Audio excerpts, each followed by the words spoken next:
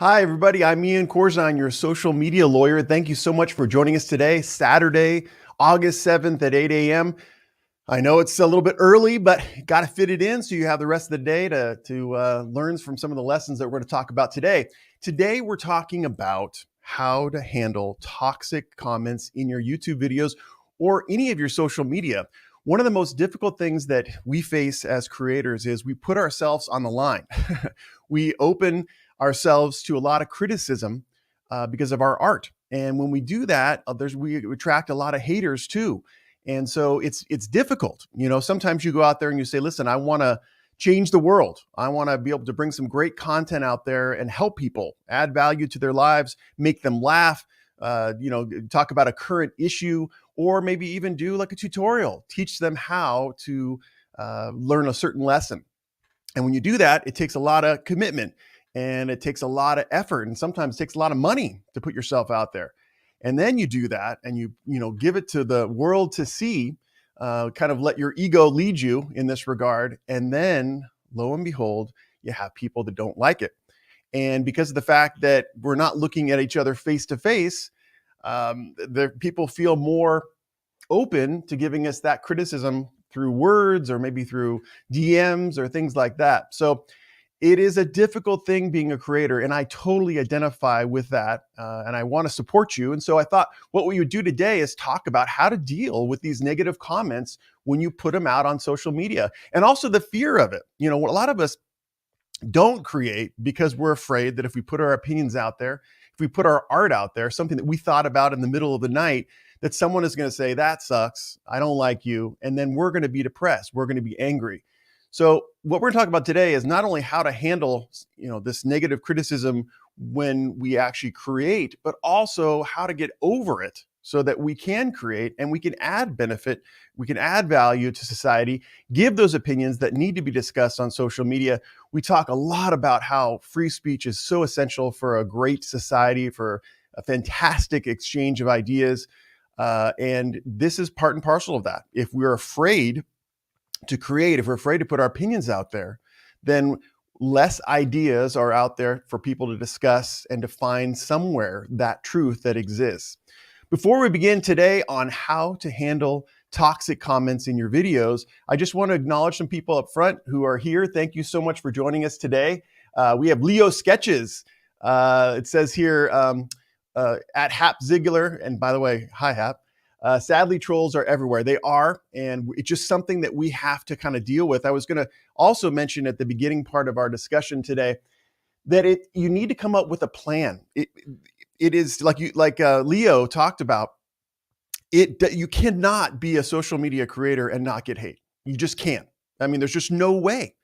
So as a result, if you know that, and even if you're a tough guy, even if you're a tough girl, and maybe you're a person that, criticism just goes off my back, not a big deal. I can deal with that.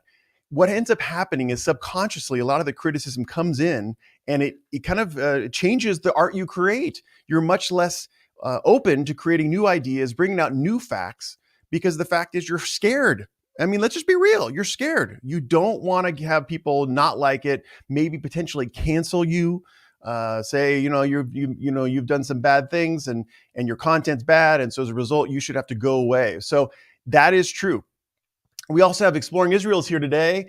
It says, sure did get one hate comment when I did start my channel. Yep. Well, I'm glad you only got one, because a lot of us get a lot. And I'm going to begin the talk with a discussion about one situation that I just recently had, and it was real difficult to process. Kristen Nation says, look past those hate comments, Ian. Some people don't know how to act. Absolutely agreed. And we're going to go through like a strategic plan that all of you guys can use, put into effect so that you can properly deal with this toxicity that exists on the internet right now. We got DSLR Dave. Hi all, hope everybody's fine. DSLR, thank you so much for joining us today. Kim Learning is here. Great to see you, Kim. And we also have Michael VX. Hello, bro. Hello to you. Let me begin. I'm going to talk to Byron in Science Corner and also Just Dude in a moment. But I want to talk a little bit about our presentation today so that we can really get some value out there for people watching on the replay. So what you see here is a screenshot from a video that I made about gosh, 9 months ago or so. It's media lawyer reacts to Candace Owens fact check lawsuit. Is Facebook going to lose? So I made this video, I think in October of 2020. And the reason I made it was because Candace Owens came out. And if you guys don't know, Candace Owens is a prominent, I guess, advocate of more conservative ideals. She is one that appears a lot on Fox News and some of the other news outlets. And so I don't have any particular problem with Candace Owens. Right? I never did. Would never call myself necessarily a fan, but she is who she is. She's put out a lawsuit, and the lawsuit was against Facebook fact checkers. In the headlines, the discussion had to do with her suing Facebook, and that wasn't true. What is true is that she sued Lead Stories and another fact checker for social media, and she basically said, "Listen, you intentionally took away my Facebook ability to make money. Their AdSense, their thing." And she was making $1 million. I think she said $1 million a month from Facebook. Unbelievable. So anyway, I went through the lawsuit and I just wanted to look at it and see, does this lawsuit have merit? Can you just sue fact checkers when there's no breach of duty alleged, when there's no relationship, legal relationship between the fact checkers and her? And lo and behold, my conclusion at the end of the video was, I think it's going to be very difficult for her to prove her case against the fact checkers. It's not because fact checkers are right, fact checkers are wrong. I don't believe in free speech. It was because the substance of her lawsuit was not pled in a fashion that would allow her to get relief. No big deal. Just put the video out. And I don't know if you guys can see there, but if you look at the like to dislike ratio, it's crazy. I've never had something like that in my life. Something like 546 likes to 659 dislikes. And I will tell you that I did make a mistake. I tagged Candace Owens in the description section of my video. I do that sometimes so that we can let people know, maybe get to a broader audience, and also have some more ideas expressed. Because a lot of people were chanting, yeah, you got to sue the fact checkers and you're going to win and this whole thing. And I wanted to let everybody know, hey, just look at the lawsuit and maybe you'll think again. So I got tremendous amount of hate in this particular video. Whether it be I'm a bad lawyer, I don't know what I'm doing when it comes to reviewing complaints, whether it be I'm racist, a whole bunch of different things. And really, if you watch the video back, it's not, it's so objective. I just said, I look at the allegations of this complaint and I don't think it's going to succeed as pled. So anyway, tons and tons of hate. And, I don't want to toot my own horn, but I don't know if you guys saw, but on July 22nd, 2021, just last month, her whole lawsuit was thrown out. So anyway, no desire to ego gratification there. I just want to make sure that the thought was that I did do a honest analysis of this lawsuit and got a lot of hate for it. What did I do to process that hate? Well, let me just show you what I kind of came up with as far as a game plan.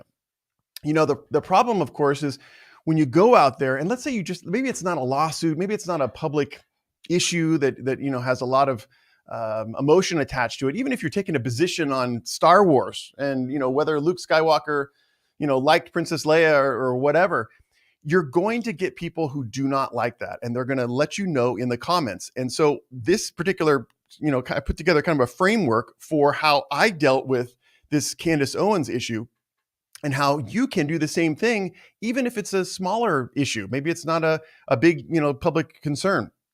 So what I titled, How to Handle Toxic Comments in Your Videos. And the first thing that I always talk about, and this is the thing that comes up in my online consults. I'm not a therapist, but a lot of times creators come to me on my online consults. They'll schedule on my website and we'll talk, and they've lost their channel, right? Or there's been a false copyright strike, or there's been a community guidelines violation in some way. But what's so interesting about it is that oftentimes it's tied to them feeding the monster. And what do I mean by feeding the monster? I mean them acting in a reactionary way to some dispute, to some issue that comes up. And if you do that, oftentimes you give fodder for people who do not like you to continue to not like you and to continue to broadcast it on their social media channels. Or you also offend the other side. So if it's a situation where you got a false copyright strike or you got a community guidelines violation, you threaten YouTube or you make a video that says how bad YouTube is, what ends up happening is you don't get the cooperation you need, and that violation stays. You get that strike or you lose your channel. And so a lot of times in my consults, what I do is walk creators back. I go, all right, describe for me the facts. What happened? What were your responses? And do you think those responses are commensurate with getting some sort of, what we say in the law, relief, and getting it some sort of result that's in your favor? So one of the things that the first strategy that you can take, and this goes along with Jose Viguia was talking about, just ignore them. It's not as simple as that, but what you can do is you can say, don't feed the monster. So if someone says, like in this particular video, someone said, my videos are trash. I don't respond, no, they're not. They're really good. I try really hard. No, what you do is you let that sit, right? And you ponder it. And sometimes, now, when someone says your videos are trash, it's hard to kind of get some constructive meaning out of that. But a lot of times I do get feedback that's negative. Ian, your sound is not good. What did you do here? Your videos are not edited properly, or things like that. And what I do in that situation is I don't feed the monster, but I do listen. And I do take some learning from that and say, oh, maybe there's something I can change on that. So the important thing is when you get those comments, when you are looking through your last video and you see some people that didn't like it, the first thought is to not go back at them and respond to them, right? We'll talk about what an appropriate response is in a little bit. And additionally, we're also going to talk about when it gets too far. And what I put together in this strategy guide is the times when you need to report these comments, this negativity, to the social media platform that you're on. And I teach you how to do that. I'm going to do that in a few minutes. We're going to take it through step by step. But the first step is don't feed the monster. Okay, guys? Don't answer these comments reactively. I'm not saying don't answer them. I'm just saying, listen, if someone has assaulted your ego, don't respond in an ego response. A lot of times what people do is they respond to negative comments if they need to, but they don't do it for the first 24 hours. They don't do it for the first 48 hours. They let it sit. Sometimes they forget, they move on with their life. Sometimes they come up with a response that actually is commensurate and actually converts that person who doesn't like you into a fan. So that's the first step for dealing with toxic comments on your videos. Let me just go to the screen here. Let's talk to Signs Corner. If someone shows up with clear intent of just acting like I simply hide them from the channel. They can continue to be that, but they'll simply be talking to themselves. All right. Now, this really is an interesting discussion about whether or not you should hide, delete, block users from your channel. Now, I'm a good friend of Viva Fry, who's a very great attorney on YouTube. And he's of the opinion that you never hide or delete comments or push users away. And the reason for that is that he really wants to have a broad discussion. He wants the people who are his supporters to come out and actually to respond, maybe in his favor or just against the negativity that exists. And he says, it combines for a good, comprehensive, real, authentic discussion when there's people who are a-holes, sorry to say that, and people who are actually giving legitimate feedback. So I'm kind of that school. I think that when it gets foul and vulgar and there's no constructive nature to repetitive comments that are negative like that, then maybe it makes sense then to hide the user from your channel. Maybe it makes sense, if you don't want to alienate people from reviewing your comments. I mean, if there's just lots of bad language in it, you may want to delete that comment. And then additionally, there are things you can do, like go into your YouTube settings and be able to input those words that you don't want to appear in your comments, and they won't appear. Matter of fact, the people that use those words will not be able to comment in your videos. So I highly recommend that. But I'm split on, there's other creators out there who just delete comments and block users, just boom, boom, boom. Just if it's any negative, boom, you're out. I don't have a problem with that either, honestly, because I think that creators who provide us the platform to discuss certain ideas, they have full control. It's like, you're having a backyard party and you have a guy who's coming in and he's always saying negative things. All right. You have absolute unfettered discretion to say, sir, leave and never come back. So I'm on both sides of the fence on that. Byron is here. Hi, Ian. I missed the live stream from last week. I'm here to remind you to please check your inbox. I still need you to help me resolve my copyright strike. Okay, Byron, I'll check it out. I don't remember getting a email from you, but I will check it out. We got Just Dude. Hello, everyone. Never really had hate comments, but I do hate that when you give a comment to a video, somehow people want to start an endless debate. Yeah, I think that's common. I think sometimes that's what people want who have these channels. They just want this debate. It actually, if you just reduce it down, it is more watch time. It is more inflammatory, which keeps people coming back for more to your channel. So I understand that, but negativity, yep, I agree, is a difficult thing. We got Mighty Mike Reed here. Great content. Thanks so much for joining us, Mike. Appreciate it. Kevin Hawthorne's here again. Good morning. Good morning to you. We got Leo Sketches with question. And by the way, Leo's exactly right. Whenever you guys have a question, please feel free to write question in all caps. And that way I can actually get to it quicker because sometimes it's hard to follow up with the comments. In YouTube, can we still ask people to subscribe? Yeah, this kind of goes to a little bit of what we're talking about in this discussion. I think you absolutely can. I know that I do in my videos.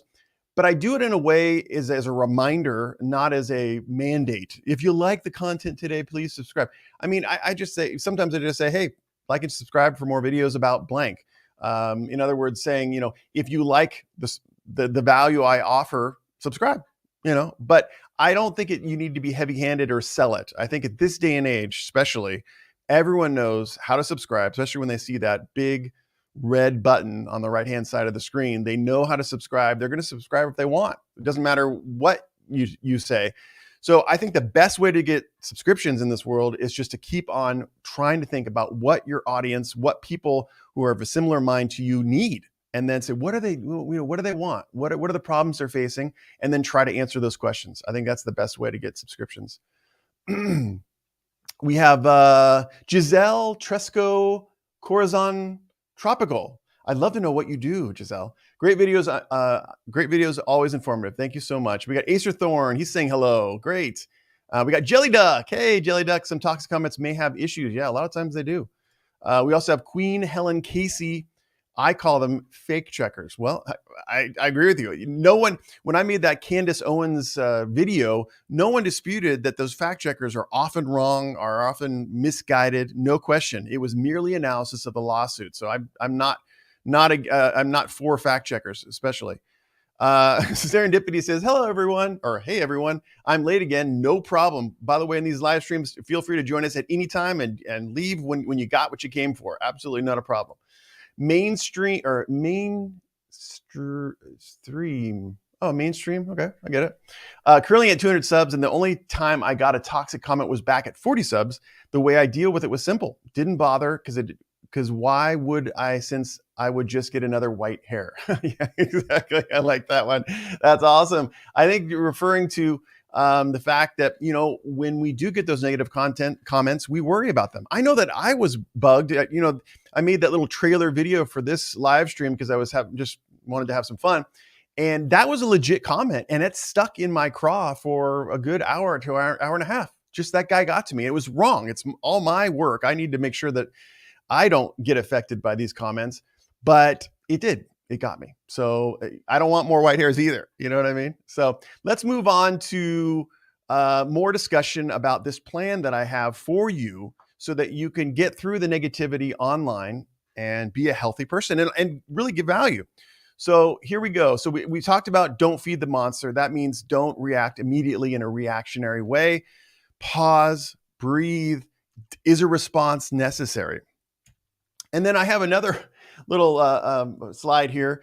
And this is from an old time book that I think I used to read. It's called Speak Up and Get Along.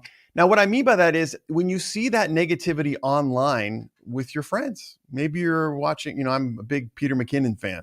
So I'm watching a Peter McKinnon video and someone is on his case about the way he shot some video or the lighting or the camera. It's incumbent upon me as a friend of the channel to respond. And maybe it doesn't need a direct response. Maybe you don't say at so-and-so, you're an idiot. But what you can say is, you didn't like the lighting? Well, I did like the lighting because I thought it was this and da-da-da-da-da. I did like the camera. I did like the content.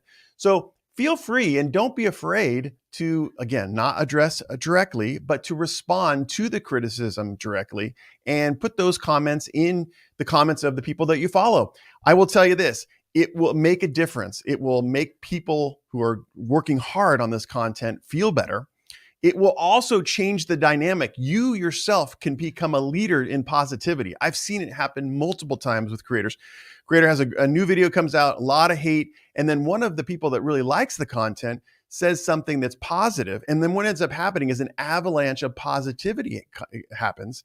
And I will say this, I'm not a big retribution person, but sometimes that avalanche of positivity adversely affects the negative commenters, and they disappear and they never come back to the channel. So, fighting negativity with positivity, fighting negative comments with positive comments that really, encourage the creators that you like out there can really change the dynamic in a given video or for the channel in itself. So I think it's really, really important that you speak up with positivity. And I think that's going to help not only with your own videos, but certainly the people that you follow. That's a lesson I learned. That's a lesson I've seen actually take footing in all of the creators that I deal with on a day-to-day basis.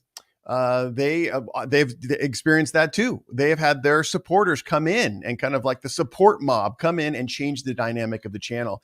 Guys, if you're liking the content right now, I just want to say, reminder, could you hit the like button? That will help me get up in the algorithm and get this video out there so I can help other creators, handle negative comments and negativity online themselves. So remember, like this video, and you can subscribe too, just like maybe I should have talked about. All right, we got Michael here.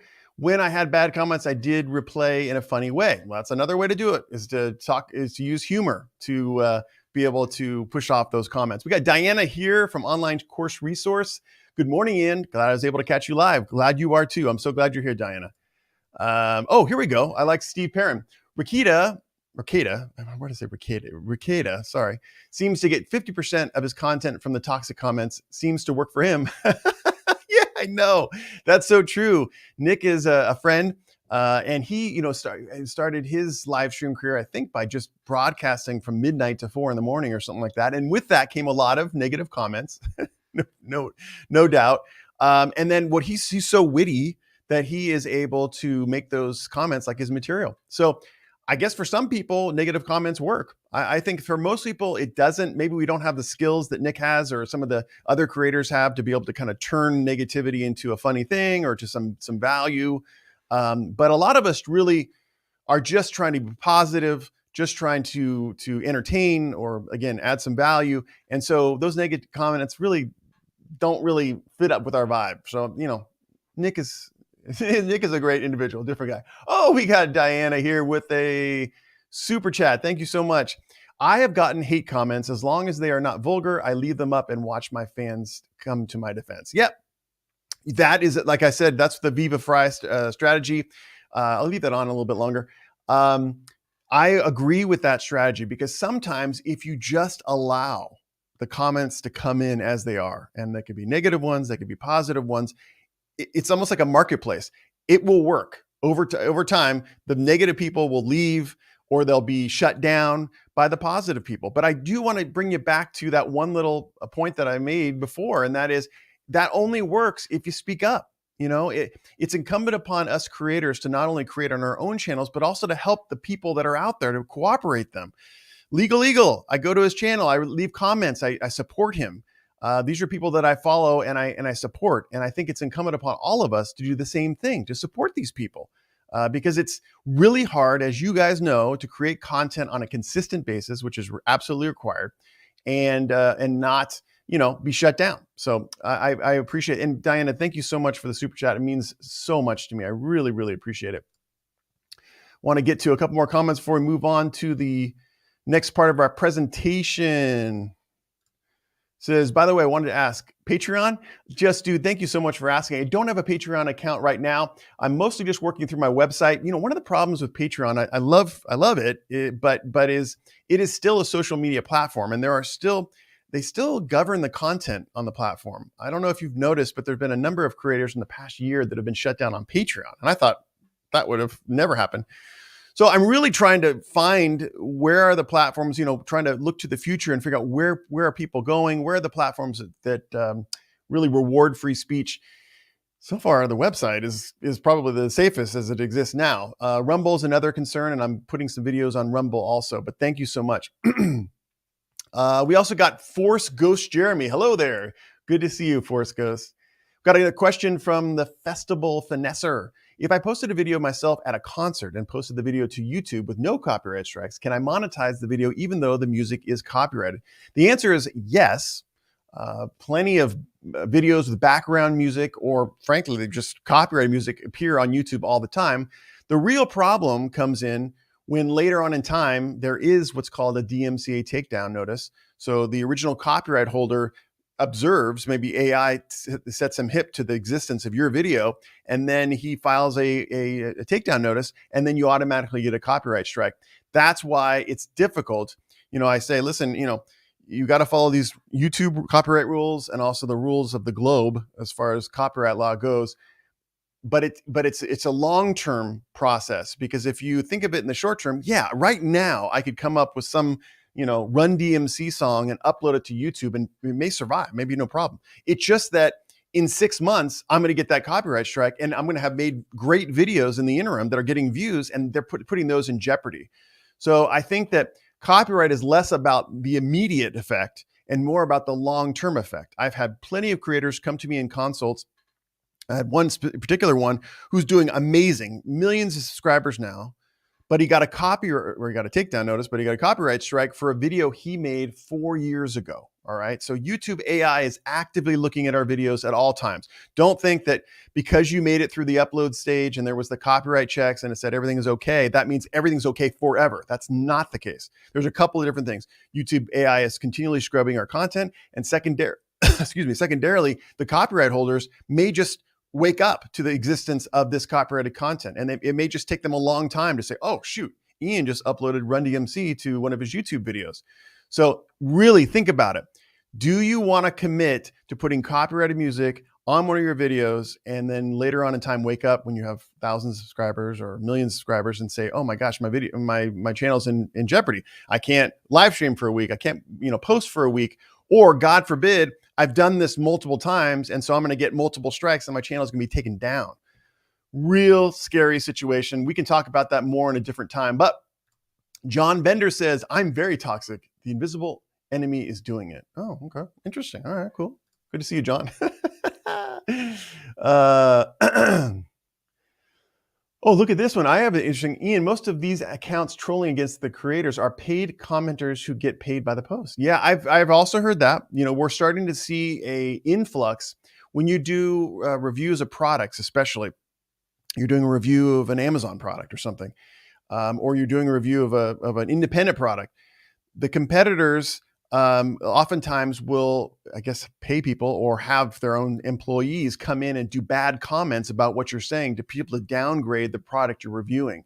So that is another issue. That does, I don't know if it's ever going to get to the stage where we don't have anonymity on YouTube and the social media platforms, but a lot of people are advocating that, it kind of be like a verified account like we have almost on Twitter, where you kind of got to show up with your real identity, because that is true. Bots and people are being paid for bad comments. So let's get to what we're talking about a little bit more, because I want to make sure I give you this plan so that you can deal well with the toxicity that exists online. So we talked about the fact that, don't feed the monster. So don't immediately respond in a reactionary way. But sometimes there's a need to respond.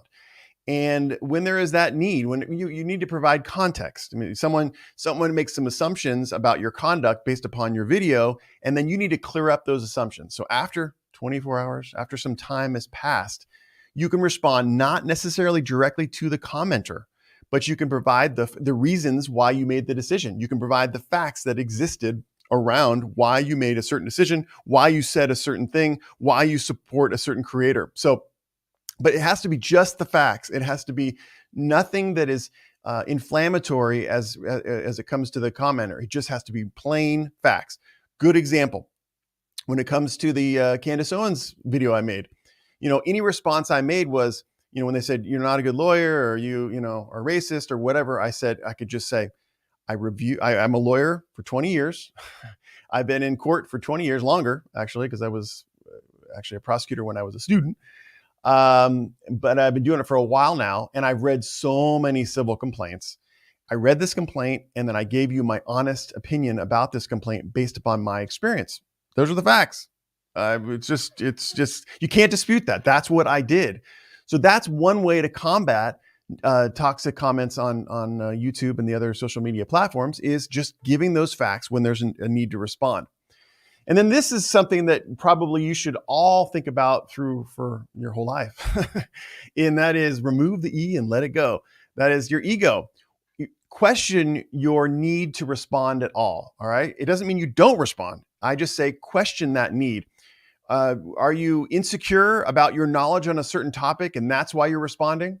Are you insecure? Are you doubting of your conclusions? You didn't do enough research to be able to justify your conclusions, and that's why you're responding so, in a reactive manner. Do you just not like being having negativity thrown your way?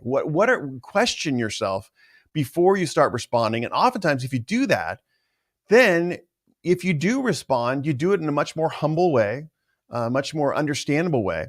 I've seen actual negative comments be converted into positive responses. I've seen it time and time again on my videos. Someone will say, I don't like the way you said this. There was one video I did about President Biden's positions on social media.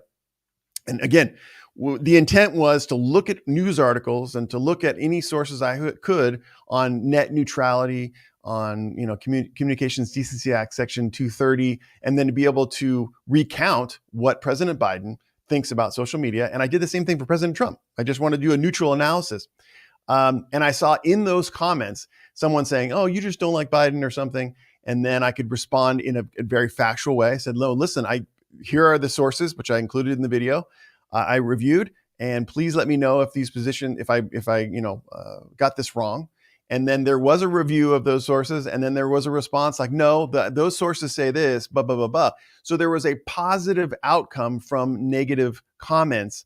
And I believe that person who made that negative comment actually continued on to subscribe and appears on these live streams on a fairly regular basis. So there is a lot of value in questioning. Is it an ego response? Is it something that I just want to be right? He's wrong, I'm right. She's wrong, I'm right. Or is it like legit? Or maybe that it is horrible content or a comment and needs to be dealt with. That is something that everyone needs to struggle with, and everyone needs to put in their plan before they respond to negativity online. And then we got Force Ghost Jeremy. When trolls get called out, they often delete the original comments. True.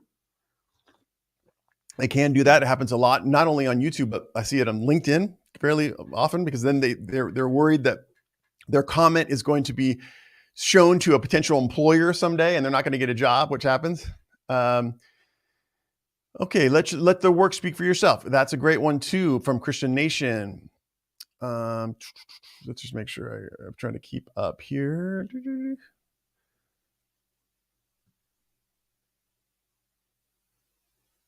Let's see. We also got, oh boy, I'm so bad at pronouncing these things. Sinjeski Rebel. He who has not commented a negative ever has not truly commented. Well, you know what, Mr. Rebel, I understand what you're saying. You're saying don't hold back your negative opinions either.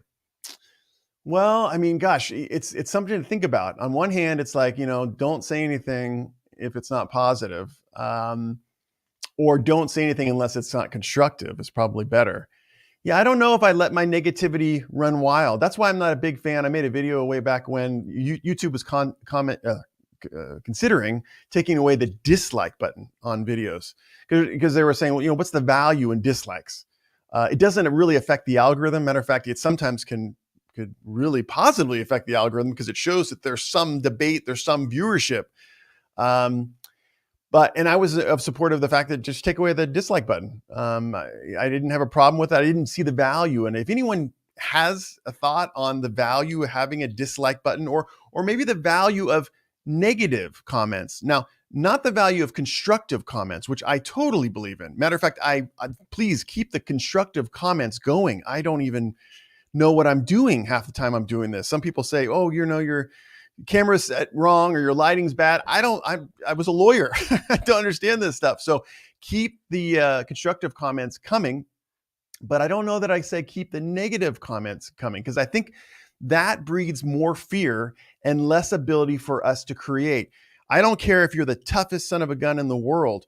When there's a lot of hate coming your way, your unconscious or your subconscious is going to resist creating in the future and say, listen, I don't want to do this. If someone is going to, really put down my project, why am I putting myself through this? I'm just trying to help. That's the other thing, is you're thinking, I'm just trying to do good. It's almost like, helping an old lady across the street, and then she starts yelling at you. I don't care if you're the strongest woman in the world or the man in the world. You're still going to think twice next time before you, help an old lady across the street. So it's the same kind of thing. So I know what you're saying, Mr. Rebel, but I don't believe it. Just kidding. Generic. I believe that there's a political undercurrent to all negative comments, as people misconstrue your message as an attack on their political affiliation. I think it's one of the best comments we've gotten so far. I totally agree with that, especially in today's day and age. I think everybody's go-to is to question motives. We don't trust anybody. I think in this, especially on social media now, we're so used to being sold to all day long that we don't trust anybody. And so when someone says anything, like I said, hey, I think Candace Owens is going to lose the lawsuit, they're like, oh, well, then you must hate Candace Owens. You must hate conservative causes.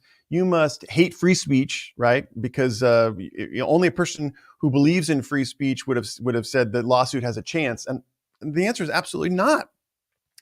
Believe it or not, and I'm talking to people who are not here, to people that are on the internet somewhere, we can take objective approaches to things. There are people out there who appreciate a balanced approach to political issues and try to get to truths.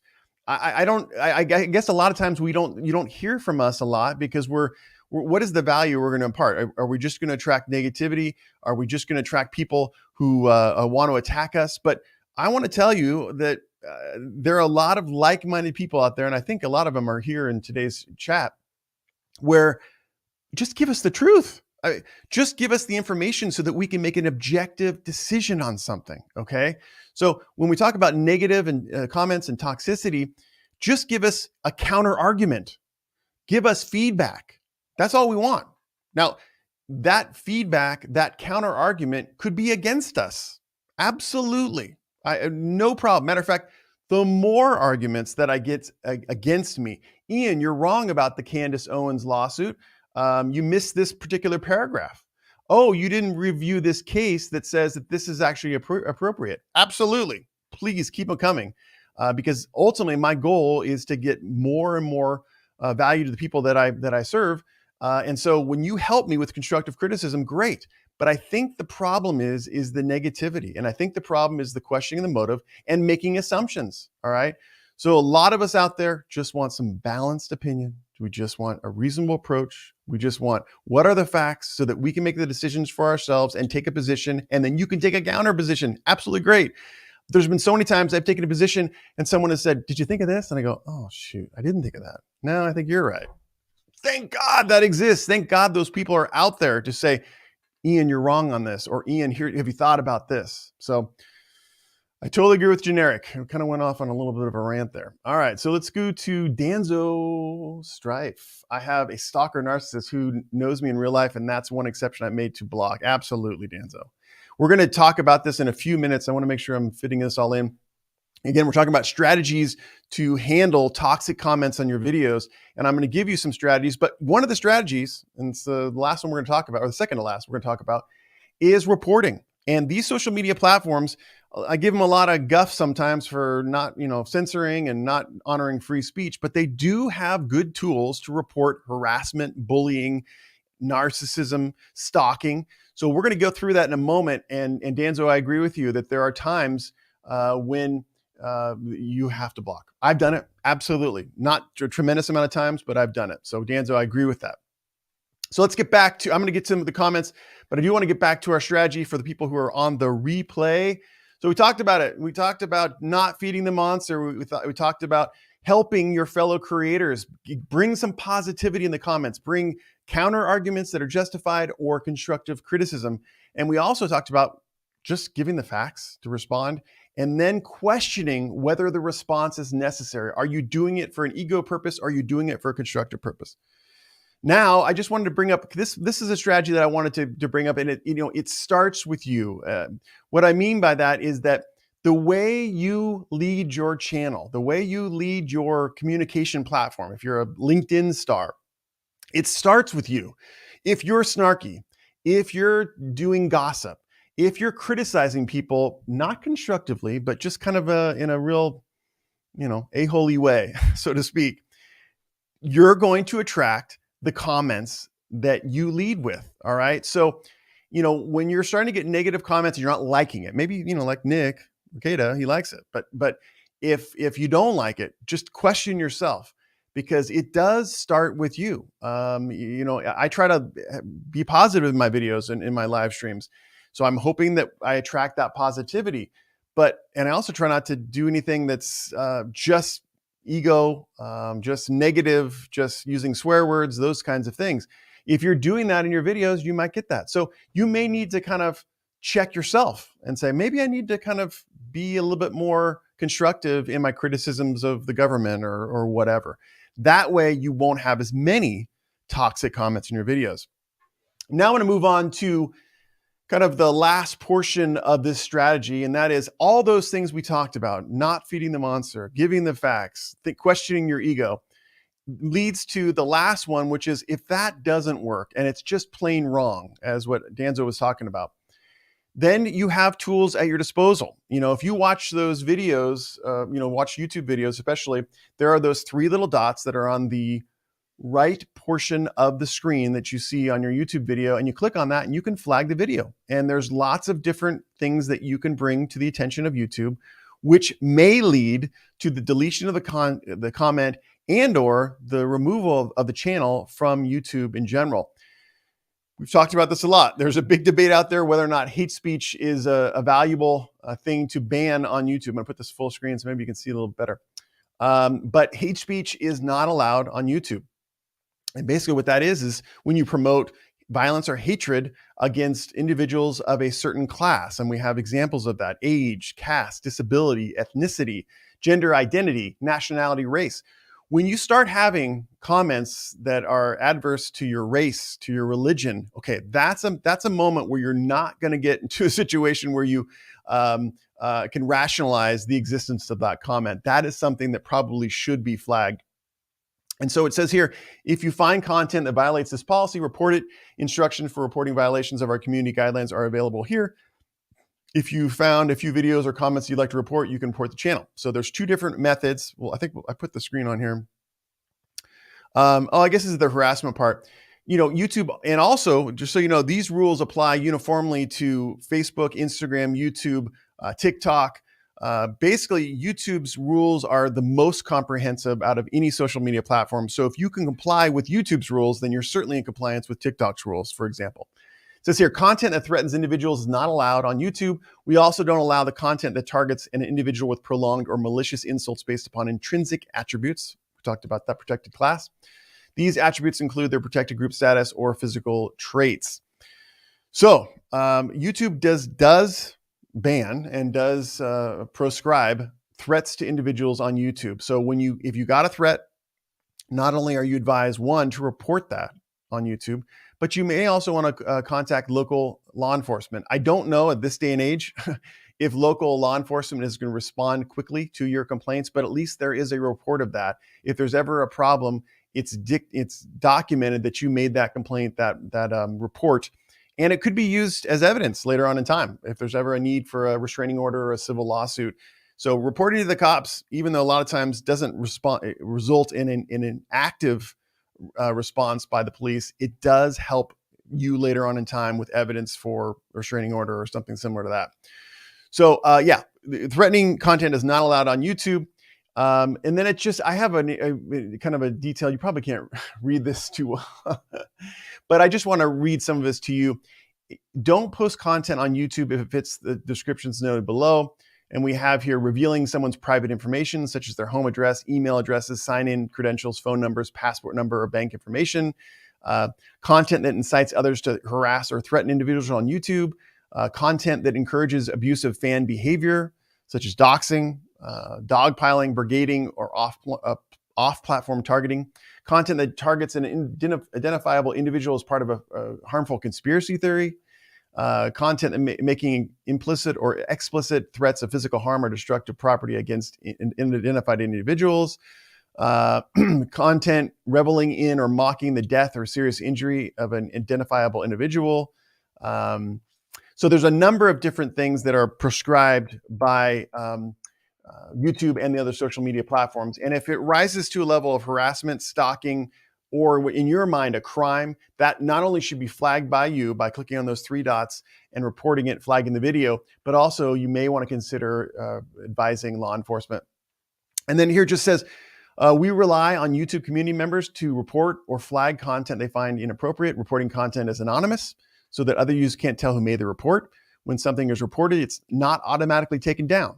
Reported content is reviewed along the following guidelines. And it talks about the fact that they look at the guidelines or they look at the age restriction rules on YouTube. So this rule here on YouTube kind of supports the whole speak up situation. You know, as creators on YouTube, we're part of a community, and it's incumbent upon us to, if we find behavior in our comments, you know, response videos, which happens quite a bit, that violates these community guidelines, then you certainly should report it. Help someone else, okay? I don't mean if someone is just nasty. I don't mean if someone is giving you constructive feedback, report it. I just mean if it rises to the level of harassment, stalking, or a crime, that's something that should be flagged and reported. And YouTube relies on it, and we rely on each other to help each other on that. The other part to remember is if you do make this report, some of the creators have come to me and say, listen, I don't want to complain because they're going to know it's me. Well, under the rules of YouTube, and I've never seen them violated, any flagging is anonymous. So, and if you have friends in the comments, you can ask them to report too. It's not going to come back to the person who made the negative comment. I mean, they can make their assumptions, but it's not going to come back to them directly.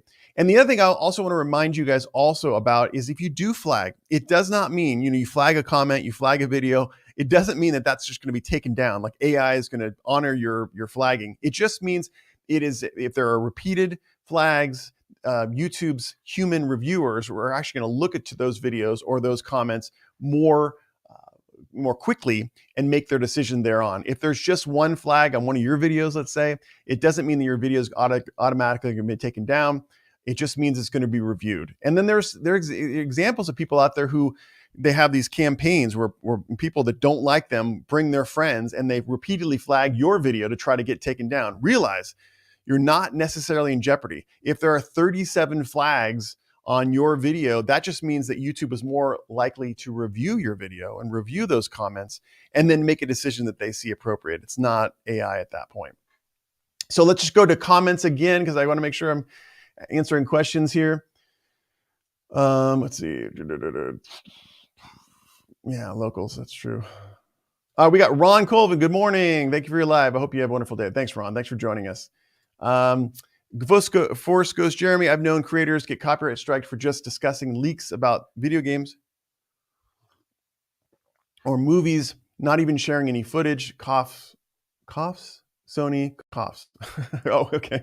You're doing it on the down low. Thanks, Forrest, Jeremy.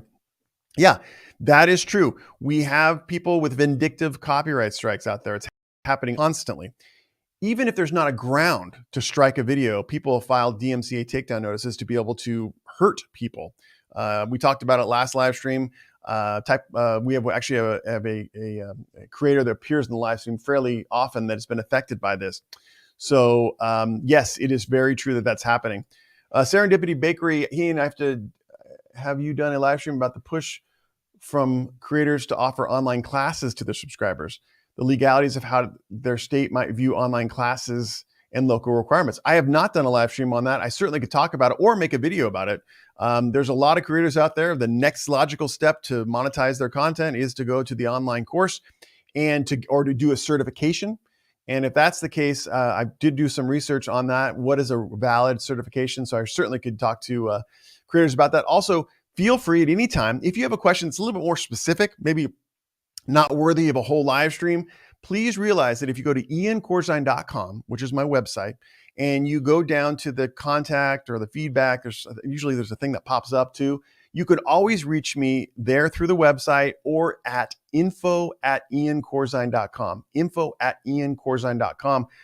Just pepper me with questions, okay? I can't promise you that I'll always be able to respond to everything, but I do go through my inbox every single day, multiple times, and the questions I can answer, I help with. And then if your question is a little bit more detailed, we're going to need spend some time together. I'm going to need to review your channel, maybe some PDF files, maybe some correspondence between you and YouTube or you and LinkedIn, let's say. You can always schedule time with me to do an online consult, again, at iancorzine.com, and you go up to the upper right-hand portion, click schedule or book now, and then you'll get on my calendar and we'll talk, and we'll do it in this kind of form where we can really get down to the specifics of your question. Dude, I want to throw this out there as a tip. You can set your channel so you have to approve the comments. I do have to say this can be a pain if you have a big channel. Yes, Dude, I agree with that. You certainly can set it to approve comments. And for smaller creators with less comments, absolutely. It's a great way to be able to feed out the negativity in their comments. No problem with that. Let's see here. My thing just disappeared now. Got question. Sorry, guys. Let me get to, oh, shoot. Where is this? Oh, no. I lost the comments again. That's one thing that's hard about StreamYard is trying to keep up on the comments. Okay. Yeah, the Christ Clown Show says it's stressful being trolled. I absolutely agree. And that brings us to our last component of our strategy for dealing with this. Let me focus this. And that is to take care of yourself. Being a person that offers value, whether it be entertainment, give us a laugh, come up with some, cool challenge, or do a how to install an alarm system or whatever. That is taxing in itself, right? We want to be able to help you, but we want to be able to do it in the most efficient way possible. We want to make it interesting. A lot of the videos that we make are 8 minutes or longer. It's hard to keep in this day and age someone's attention for 8 minutes. So there's a lot of passion and a lot of time that are expended to making these videos. And then when we get that trolling, when we get that toxicity, it really can make us emotional. It can really make us, regret what we did. Bite the hand that feeds. The old lady who you helped across the road, she's yelling at you. Why am I doing this? And so I think it's important to question your motives. Why are you doing that? But at the end of the day, if your motives are pure, you're like, listen, dude, I just like home alarm systems and I want to help people have the safest homes possible. So I'm doing videos on how to install an alarm. All right, that's it. That's my purpose. I like it. I like doing it. It's fun. Then you can proceed knowing that you've helped, right? And when you get that one comment, let's say you have 10 bad comments and you get one comment, which is, thanks, Ian. Thanks for helping me install that alarm system. You can understand that your purpose has been fulfilled. And the other thing is sometimes us creators have this tendency to think of ourselves as well, I don't have to be so callous here, but as needed. In other words, maybe put too much importance to our content. The people are waiting on my next video. I better get it out in 2 weeks or in 1 week. Otherwise, I'm going to have a problem with the algorithm or the people are going to be mad. Realize that, when you're doing good, sometimes it has to be at your own schedule. You got to take care of yourself. I'm learning this myself. I'm such a worker, a guy that loves to get stuff done, that doesn't take breaks. I learned it from being in law school and being a lawyer. It's so hard and so stressful. But I'm really learning that the more value I can offer comes from when I take those rests, when I do that reading, when I take some time for myself. So again, it's really important to know your why and know your purpose. Why are you doing this? All right. So if you get down to that, you understand what that is, then realize, I'm going to put out as much content to help as I can, but I'm not going to get stressed about it, right? I'm not going to get stressed about the negativity that it causes. And I'm not going to get stressed about the fact that there's some sort of algorithm that's going to not promote me as much if I don't do a video every week, because who cares? You're helping someone. So really, really take this in as the final strategy for dealing with toxicity is take care of yourself. Take those breaks, take that time to make sure that your content is helping and you're proud of it.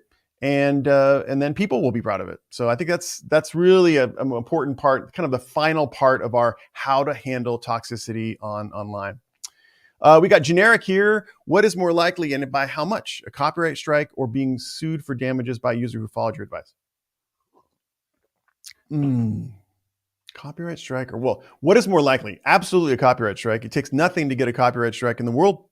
All you got to do is go to YouTube, type in DMCA, takedown, strike, and then there's a link to file a DMCA takedown notice and cause a strike on someone else's channel. It's really, really easy.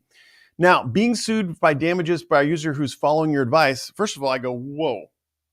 People of the internet, even if we're lawyers, even if we're doctors, professors, professionals who have been paid in the past for our advice, you are in a different world when you're on social media. Your job is not to provide advice.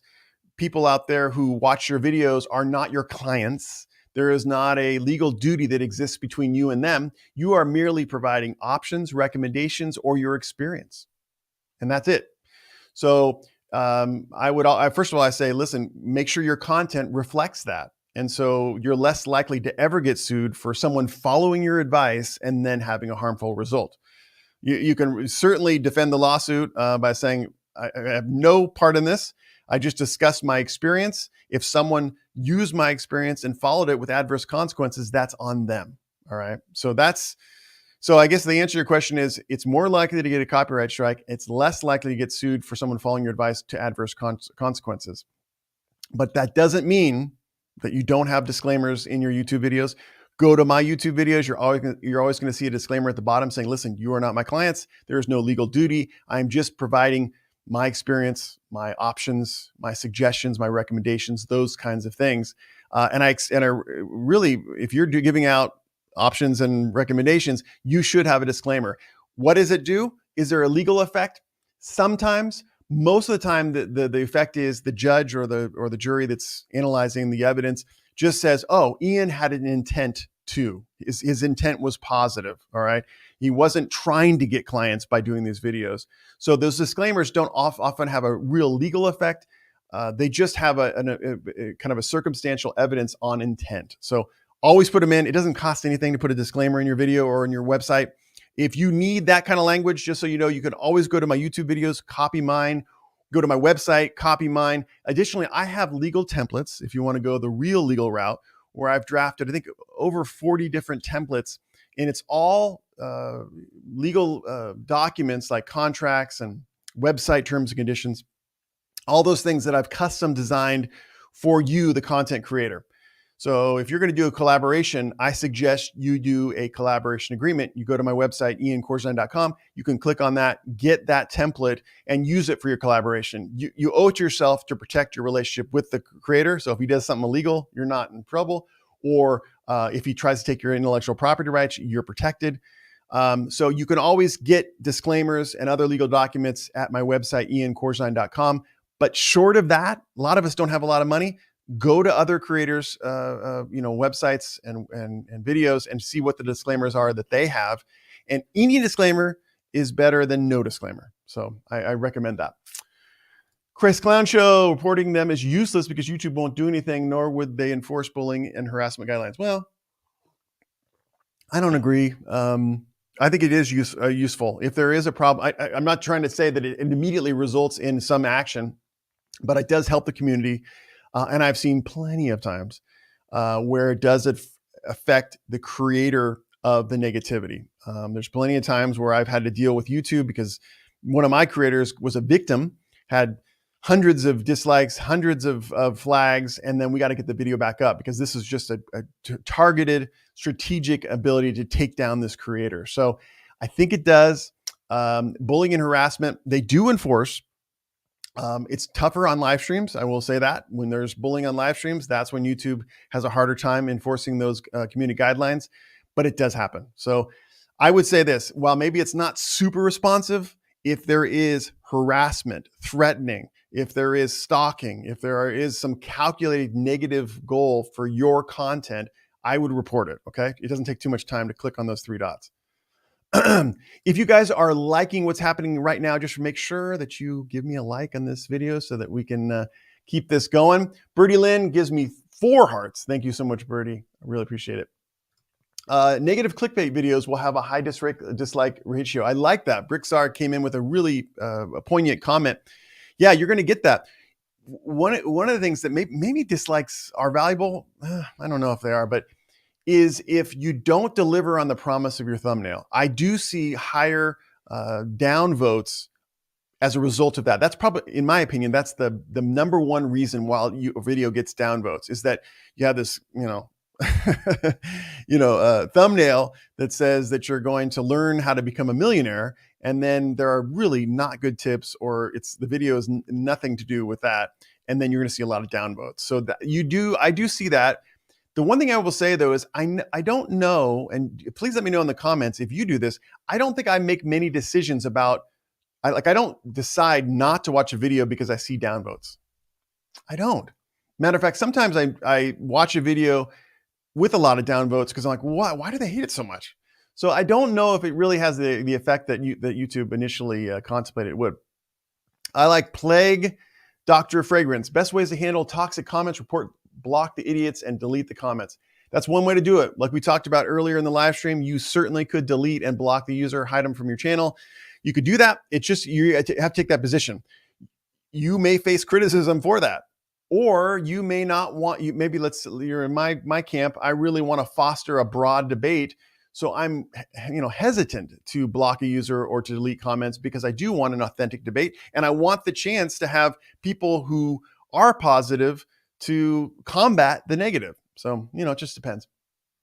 All right. So Michael VX is son of a gun. Yes, I am 49 years old. Okay. I'm old. Dislike button on the tarot and witchcraft channels are used by Christians who are against them. Well, I know there's calculated attacks out there. Definitely. And Chris Young says negativity leads to negative outcomes. Good rule of thumb. I totally agree with that. Let's do constructive. Let's do counter arguments. That's what we do. And Chris appreciates the balanced approach. That's awesome. Great. Let's see here. Brickstar says, sometimes we make jokes in the comments, and if you leave off the LOL, people make incorrect assumptions. Yeah, exactly. That happens. We talked about it last week with Graham Stephan. He kind of made a joke. It ended up threatening his channel. In other words, YouTube was going to delete Graham Stephan with 3.blank million subscribers because he was making a joke in the comments. So it does work. Someone probably flagged him. Pro Justice says, thank you so much. Thanks, Pro Justice. I'm Pro Justice too. That's right. We also got Passport Kings Travel. I sometimes antagonize the trolls because I think they have to start the video over to respond again, and I get an extra view.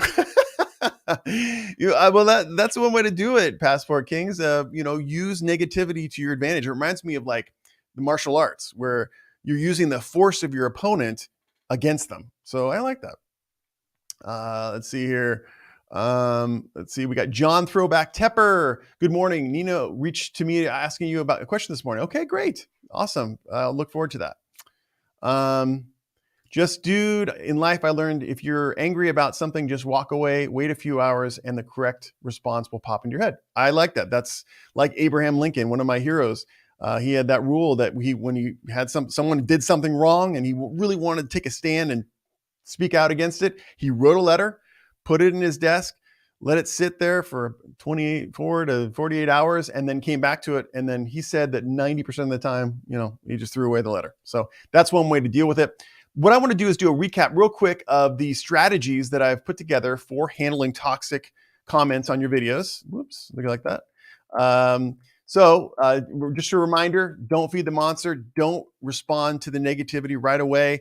Don't give them fodder to keep coming back at you and gathering more people to have this monsoon of negativity. Speak up for yourself and your fellow creators. Use positivity to fight the negativity. Just the facts. If you need to respond, do not do it in a partisan approach. Just provide the facts, the context for why you took a certain action. We have here the ego. Remember to always question your motives in your response. Am I responding to protect myself? Am I responding because I was hurt? Am I responding because I'm insecure about my knowledge? If the answer is yes, you may not want to respond. Starts with you. Remember, if you have a negative channel, you're going to attract a negative audience. Do you want a negative channel? Some guys, we talked about Nick Reheda, maybe he wants a negative channel. I don't, so I'm going to try to be positive. Of course, we talked about the rules for reporting, harassing, stalking, comments like that. That's how you do it. And then finally, take care of yourself. Remember that this is just a fun thing you do to help people. So take care of yourself. Let's just see. We got a couple more minutes here. Okay, Just You said we looked at that comment. And we got Diana Wilson. I know creating polarizing content is a great way to stand out, but you need to realize that you're opening yourself for negative comments as well. It's not personal. Well said, Diana. I totally agree. That's one of the, I talk about the 4 pillars of content out there that are working out. One of them is infuriating content. And infuriating content really does get views. I won't lie to you. If you go out there and you say, this guy sucks for this reason, people love that. They love the conflict, but you reap what you sow. So if you make that content, you're going to say, well, you suck. So you've got to, if that's what you want to deal with, great. But if you're like, I think most of us, I'll go out there and project a little bit. You don't want that. And the other thing is, you can't be surprised if you have negative content and all you want is positive response. You just can't be surprised. So I like that. We've got Pro Justice. What do you do if your reputation has been ruined? The cancel culture. I'm going to do another video on that and a live stream on that, because I want to talk about what do you do when you've been canceled? And then the other part, which is probably more important, is how do you prevent yourself from being canceled? It's a question I get constantly in comments to my videos, in emails, and then of course in consultations, because I counsel people who have been canceled and they're like, dude, what do I do? I said this and now how do I get it back? And I've just recently finished my research on all the strategies for avoiding being canceled, and also what do you do when you're canceled? And we're going to put together some content for you on that so that you have another roadmap to this negative part of social media. So Pro Justice, hold on tight. The content is coming. David Robinson, that's what happened to me, like toxic comments coming from trolls on my videos and streams, like you're gay, you're mean. They are harassing me since 2020. Well, listen, David, my heart goes out to you. This is a constant refrain. You're not alone.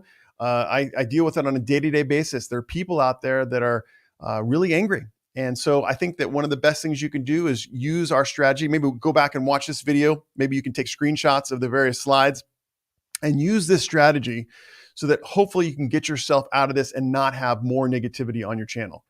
Wildstyle Vlogs, thank you for this. Wildstyle, thank you so much. And keep doing vlogs. Let's bring back the vlog. It's one of my favorite types of content on YouTube. It's unique.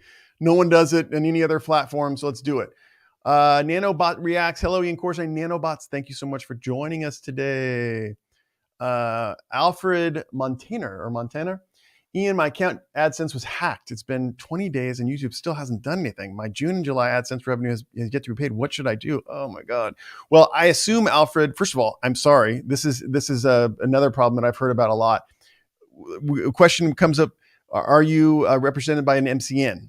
Because if you are, then that's a different approach than if you are not. Obviously, the chat is I shouldn't say obviously. I'm seeing more response from YouTube via the chat in the Creator Studio. So if you have abuses that are happening, like you haven't been paid, and you said hacked, I'd love to learn more about that. I would go to the chat in the YouTube Creator Studio. My creators that are coming to me are seeing much more response than the typical things that you do on Reddit with a trusted flagger, or if you at Team YouTube on Twitter. So go to the chat box on that. If you want to talk about it in more detail, feel free to schedule some time with me, going to iancorzine.com and booking a time on my calendar. I'd love to talk to you about that more. I'm sorry that that's happening. Oh, yeah. Plenty of people doing doxing. Yeah. Via studio chat. Yep. We've got Tyler Hetfield. Ian, when you block or hide someone from your channel and they thumbs down your video, does their dislike counts? Yes, they do. It still does count, but let's just, a primer on likes and dislikes. They don't matter. I mean, I don't know if you guys realize, but YouTube's AI and frankly, Facebook's AI and certainly TikTok's AI is so good that a lot of this the comments, used to be like, get more comments, get more likes, and your video is going to do better. There's too much content. The AI now can hear my words in real time and make an assessment about my content. And it happens with videos, certainly. It doesn't matter if you caption them or not. So your fate on these social media platforms is really watch time, is really your click-through rate. So I wouldn't worry so much about likes or dislikes for algorithm purposes. What I would worry about them for is for civil purposes. In other words, you can't allow people to be harassing or to commit crimes against you. So that's the situation. If you're getting that, if people are systematically throwing negativity at your channel, that has to be reported. But as far as dislike counts, I talked about the Candace Owens video I made, where I had way more dislikes than I had likes. Kind of an ego check for sure. It actually just helped the video do better. I mean, for me, I don't get 26,000 views very often. So as far as the algorithm goes, don't worry so much about the likes, dislikes. They don't really matter. Mr. Beast, who we've talked to at our various conferences, he says he didn't pay attention to that at all. He doesn't pay attention to comments, likes, dislikes. It doesn't matter. It's just quality of the video, the watch time. We got Nanobot question. What about anti-vaxxers? What if I tell them, if you want to delete yourself from life, go ahead. I couldn't care less and delete yourself. Just asking. I really want to say that. Listen, think about why you want to say that. What's the value of that? Are you going to change someone's mind if you are pro vaccinations by saying that? Are you going to make that person go, oh wow, I didn't think of that, and now I'm going to get vaccinated? I don't think so, right? So that goes to our plan that we talked about, and that is ego checking. Do you want to say it to them because you believe it's right and you're right? Or are you offering that comment to change that person's mind? Or maybe you can send that same message in a less threatening manner, or a way that actually would change that person's mind. So think about those before you respond. We talk about not feeding the monster with inflammatory language. We talk about responding with just the facts. And then we also talk about not being in your ego when you respond. Am I saying this just because I want to be right? So think about that. All right, let's see. I got a few more minutes here. Gosh darn it. I keep losing my place. I'm so sorry that I haven't responded. Okay.